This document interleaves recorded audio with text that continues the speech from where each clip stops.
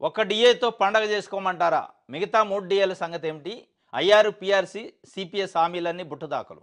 Pending బకాయిలు 34,125 కోట్లు.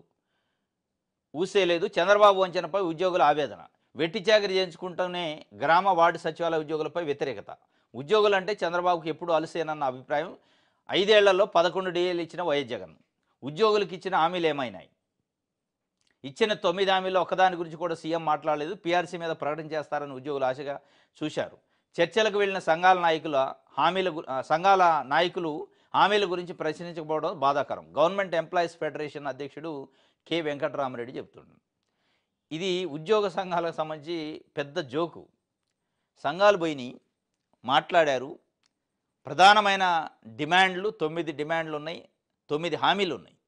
చంద్రబాబు నాయుడు గారు మేనిఫెస్టోలో పెట్టి నేను గెలిచిన వెంటనే పీఆర్సీ ఇస్తా, ఐఆర్ ఇస్తా, డిఏలు ఇస్తా, పెండింగ్ బకాయిలు ఇస్తా, హెల్త్ కార్డులు ఇస్తా, ట్రాన్స్ఫర్లు, ప్రమోషన్లు ఇస్తా, మీకు ఏది కావాలంటే అది ఇస్తాను 9 హామీలు ఇచ్చాడు. 9 ఒక్కటంటే ఒకటి మాట్లాడలేదు.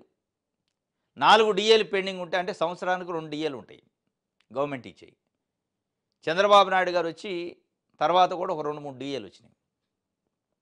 4 డిఏలు పెండింగ్ ఉంటే ఒక్క డిఏ ఇచ్చి పండగ చేసుకుంటున్నారు. దాన్ని నిన్న పెద్ద ఎత్తున ఉద్యోగులకు భరోసా అని ఒక పేపరు, ఉద్యోగులకు పండగ, ఉద్యోగులకు కానుక. ఏం కానుక ఇచ్చినట్టు?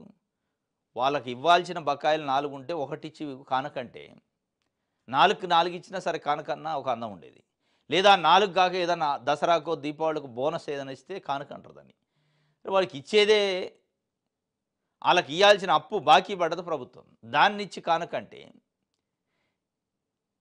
మరి ఊరుసాక ఉత్తొత్తగా ఉన్నదో లేదో తెలవని కంపెనీకి ఇచ్చిన భూముల్ని ఏమనాలా? 99 పైసలకే భూములు, ఎకరం భూమిని ఊర్సా కంపెనీకి ఇచ్చారు. దాన్ని ఏమనాలా?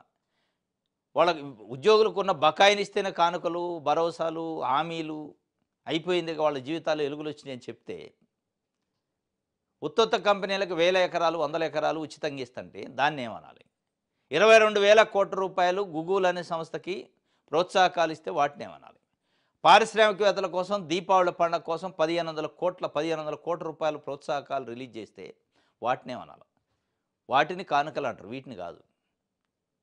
వీటిని అప్పు ఇచ్చిండు అంటారు, బకాయిలు ఇచ్చారు. ఈయన ఇచ్చింది మళ్ళీ ఎంత అంటే 750 కోట్లు. 750 కోట్లు అంటే ఒక డిఏ ఇచ్చిండు. 7,000 కోట్లు బకాయి అంటే ఒక డిఏ ఇచ్చారు.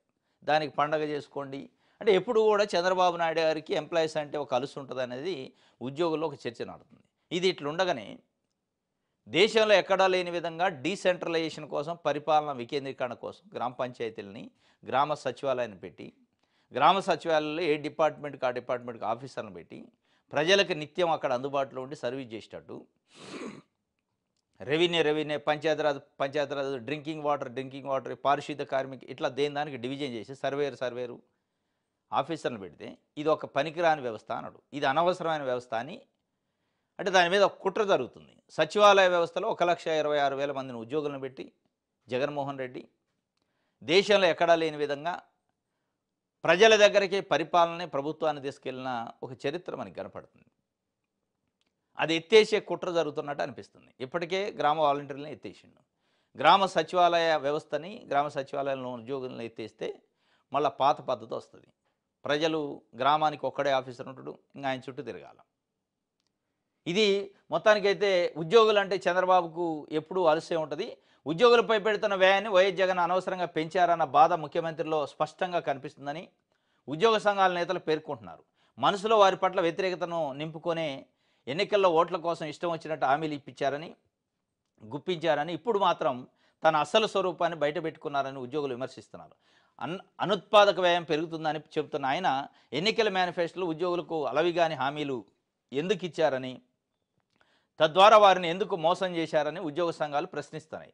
తమకు చంద్రబాబు చేసిన ద్రోహం తీరనది, నమ్మించి గొంతు కోయడంలో ఆయన దిట్ట అన్న విషయం మరోసారి రుజువైందని ఉద్యోగులు వాపోతున్నారు. ఇంక ఏ వాపోయినా అయిపోయాం. 5 ఏళ్లలో జగన్మోహన్ రెడ్డి 11 డిఏలు ఇచ్చిండు. మీరేమి ఇచ్చారు? ఒక డిఏ ఇచ్చి పండగ చేసుకుంటున్నాం అని వాళ్ళు అడుగుతున్నారు. ఉద్యోగులు అంటే చంద్రబాబుకి ఎప్పుడు అలసే. అధికారంలో ఉన్నప్పుడు అలసి ఉంటుంది, ప్రతిపక్షంలో ఉన్నప్పుడు వాళ్ళంటే ఎక్కడ లేని అలివిగాని ప్రేమ ఉన్నట్టు నటిస్తారు అనేది స్పష్టంగా కనపడుతుంది. వాళ్ళకి ఇచ్చిన హామీలు ఏంటి? 9 హామీలు సూటిగా సుత్తి లేకుండా ఇచ్చాడు. నేనొస్తే పీఆర్సీ, ఐఆర్ ఇది అదని చెప్పి. ఈరోజు వాటి గురించి మాట్లాడే పరిస్థితి కూడా లేదు. ఇది ఒక వార్త. ఆరోగ్యశ్రీ చరిత్రలో చీకటి అధ్యాయం. బిల్లుల కోసం ధర్నాకు సిద్ధమైన నెట్వర్క్ ఆసుపత్రుల్లో అనుమతి ఇవ్వాలని విజయవాడ పోలీస్ కమిషనర్కి లేఖ. 3,000 కోట్లకు పైగా బకాయి పెట్టిన చంద్రబాబు సేవలు నిలిపివేసినా పట్టించుకోని సర్కారు. దీంతో వీధి పోరాటానికి ఆసుపత్రుల యాజమాన్యాలు. బిల్లుల కోసం ధర్నా రాష్ట్ర చరిత్రలో ఇదే తొలిసారి. ఆరోగ్యశ్రీ చరిత్రలో చీకటి అధ్యాయం. వాస్తవంగా డాక్టర్ వైఎస్ రాజశేఖర రెడ్డి ముఖ్యమంత్రిగా ఉన్నప్పుడు ఆయన పెట్టారు ఆరోగ్యశ్రీ. దేశంలో నాకు తెలిసి ఎక్కడ ఉండదు. ఇది చరిత్ర. గతంలో ఆరోగ్యశ్రీ లేనప్పుడు పేద కుటుంబాల్లో ఎవరికైనా గుండె జబ్బు వస్తే చనిపోవటం తప్ప ఇక వేరే మార్గం లేదు. ఇక గుండె జబ్బుకి ఆపరేషన్ చేయించాలంటే లక్షల రూపాయలు ఖర్చు. ఆ పైసలు ఉండవు. ఉండనప్పుడు ఏం చేయాలి? హాస్పిటల్కి పోలేరు. రోజులు గడిచిన తర్వాత చనిపోవటం తప్ప, చావు తప్ప వేరే మార్గం లేదు.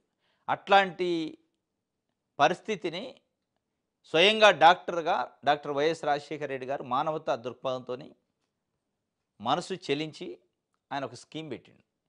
ఎన్ని లక్షలైతే, ఎన్ని కోట్లయితే, ఎన్ని వేల కోట్లయితే అనేది చూడలే. పేదల ప్రాణాలను కాపాడటమే ప్రభుత్వం ప్రధాన కర్తవ్యం అని చెప్పి ఆయన పెట్టిండు. ఆ స్కీము నడుస్తూ ఉంది. ఈ నడిచే సందర్భంలో చంద్రబాబు నాయుడు గారు ముఖ్యమంత్రి అయిన తర్వాత దానిపైన పూర్తిగా చేతులు ఎత్తేశారు, గాలికి వదిలేశారు. పేరు ఒక్కటి మార్చారు.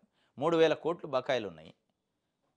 ఓపీ సేవలు బంద్ అయినాయి, ఐపీ సేవలు బంద్ అయినాయి. కొన్ని నెలల నుంచి ఆరోగ్యశ్రీ నెట్వర్క్ ఆసుపత్రుల్లో ఆరోగ్యశ్రీలో ఉచిత వైద్యం చేయటం లేదు.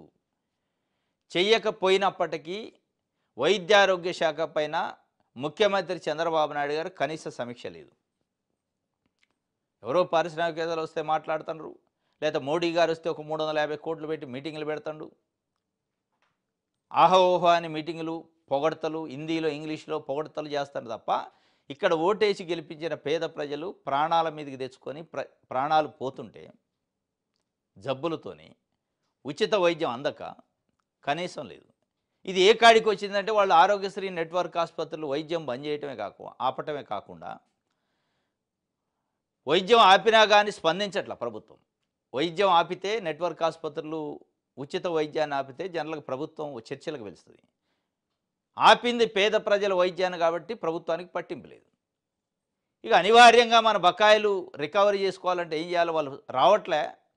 ప్రజల వైద్యాన్ని ఆపినా రావట్లే ప్రభుత్వం. కాబట్టి అంటే ప్రజలంటే ప్రభుత్వానికి, ప్రజల ప్రాణాలంటే ప్రభుత్వానికి లెక్కలేదు. కాబట్టి మనం ఏం చేయాలని ఒక ఆలోచన చేసుకున్నారు వాళ్ళు. మేము ధర్నా చేస్తాం, మాకు పర్మిషన్ ఇవ్వండి అని విజయవాడ పోలీస్ కమిషనర్కి అప్లికేషను ఇచ్చారట. 3,000 కోట్లు బకాయిలు ఉన్నాయి అని చెప్పి. అంటే ఆరోగ్యశ్రీ హాస్పిటల్లో జనరల్గా ఆరోగ్యశ్రీ హాస్పిటల్లో ఎప్పుడు ధర్నా చేయలే. వాళ్ళు బకాయిలు ఉంటే పెండింగు, దాన్ని ఆరోగ్యశ్రీ సేవల్ని నిలుపుదల చేసేది.